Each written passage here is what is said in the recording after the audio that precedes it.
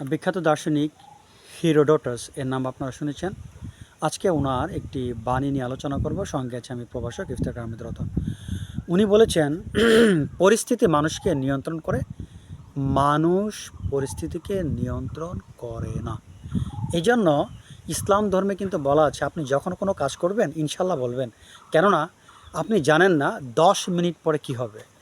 এই জন্য ইসলাম ধর্মের একটা শিক্ষা হচ্ছে ইনশাআল্লাহ বলতে হয়। ইনশাআল্লাহ আমি যাব, ইনশাআল্লাহ আমি করব, ইনশাআল্লাহ আমি দেখা করব। কেননা পরিস্থিতি কখন কোন পর্যায়ে আসে এটি বলা খুব মুশকিল। তো চলুন আমরা এই বাণীটি একটু ব্যাখ্যা করি। আমি একটা উদাহরণ দিয়ে বাণীটি বোঝানোর চেষ্টা করব। যেমন ধরেন, আপনি আপনার ফ্যামিলি নিয়ে কক্সবাজার যাবেন, ট্রেনের টিকিট আগেই কেটে রেখেছেন। তো আপনারা স্টেশনে পৌঁছালেন, 11টায় ট্রেন ছাড়বে, আপনারা 10:30টায় পৌঁছালেন। পরে মাইকিং শুনতে পেলেন, স্টেশন মাস্টার বলছেন কোনো একটা বিশেষ কারণে ট্রেনটি এখনও ঢাকায় পৌঁছায়নি, কক্সবাজার থেকে এখনও ঢাকায় পৌঁছায়নি। এটি আসতে আসতে আনুমানিক রাত 1টা বাজবে এবং এখান থেকে রাত 1:30টার সময় কক্সবাজার উদ্দেশ্যে রওনা হবে। এটি ঘোষণা করলেন। এখন দেখেন অবস্থাটা কি। অর্থাৎ ট্রেনটি কক্সবাজার থেকে ঢাকা আসবে, দেন ঢাকার প্যাসেঞ্জারকে নিয়ে সেই ট্রেনটি আবার কক্সবাজার যাবে। কিন্তু একটা দুর্ঘটনাবশত বা কোনো একটি বিশেষ কারণে ট্রেনটি এখন পর্যন্ত ঢাকা আসতে পারেনি। এখন সকল যাত্রীকে 4 ঘন্টা নিয়ে এখানে অপেক্ষা করতে হবে। অথচ আপনি কিন্তু আশা করে আসছিলেন 10:30টায় পৌঁছাবেন। ঠিকই 10:30টায় পৌঁছেছেন, ট্রেনে উঠবেন, ট্রেন 11টায় ছাড়বে, কত কিছু আপনি আশা করেছিলেন। পরিস্থিতি কিন্তু ঘোলাটে হয়ে গেল। তাহলে পরিস্থিতি কিন্তু এখন আপনাকে নিয়ন্ত্রণ করছে, আপনি কিন্তু পরিস্থিতিকে নিয়ন্ত্রণ করছেন না। আপনার মনের মধ্যে একটা অশান্তি, একটা অনিশ্চয়তা, একটা কেমন জানি সব উল্টাপাল্টা হয়ে গেল। এখন কিন্তু আপনি বুঝতে পারছেন পরিস্থিতি আপনাকে নিয়ন্ত্রণ করছেন। আমি একটা উদাহরণ বলছি। আমি সাধারণত ভোর 6টার ট্রেনে জাহানাবাদ এক্সপ্রেসে করে কিন্তু আমি ঢাকায় যাই। এই ট্রেনটি 6টায় খুলনা থেকে ছাড়ে।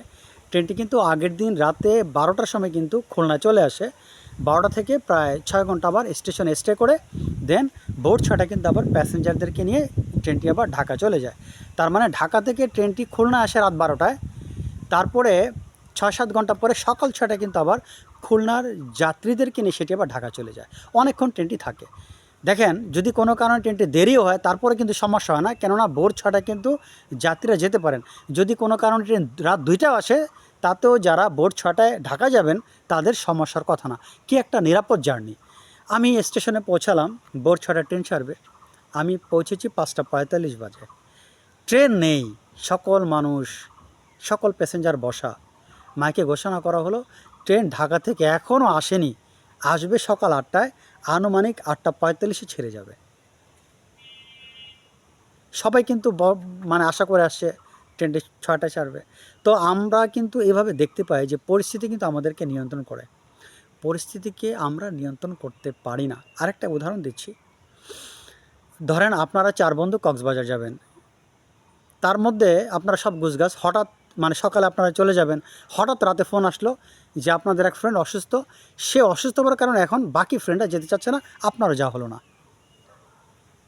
দেখেন, তাহলে পরিস্থিতি কিন্তু আমাদেরকে নিয়ন্ত্রণ করে, আমরা পরিস্থিতিকে নিয়ন্ত্রণ করি না। আরেকটা উদাহরণ দিচ্ছি। ধরেন আপনি কালকে সকালে অফিসের কাজকাম করবেন, আপনার জানেন রাতের বেলা ল্যাপটপ চার্জ দিয়ে রাখবো, ব্যাস সকালে অফিসের কাজকাম করব। প্রচণ্ড জ্বর হয়েছে, গাছের একটি শাখা বৈদ্যুতিক তারের উপর পড়ে বৈদ্যুতিক লাইন বিচ্ছিন্ন, আপনার ল্যাপটপে 0% চার্জ, আপনার কাজ বন্ধ। আপনি কখনো ভেবে দেখেছেন ঝড় আসবে, ঝড়ের ফলে গাছের কাণ্ডটি ভেঙে পড়বে, সেটি তারে পড়বে, বিদ্যুৎ বিচ্ছিন্ন হবে, তাদের ঠিক করতে সময় লাগবে, অ্যাজ এ রেজাল্ট আপনি ল্যাপটপে চার্জ দিতে পারবেন না। মানুষের অসুস্থতাও কিন্তু এরকম না বলে চলে আসে।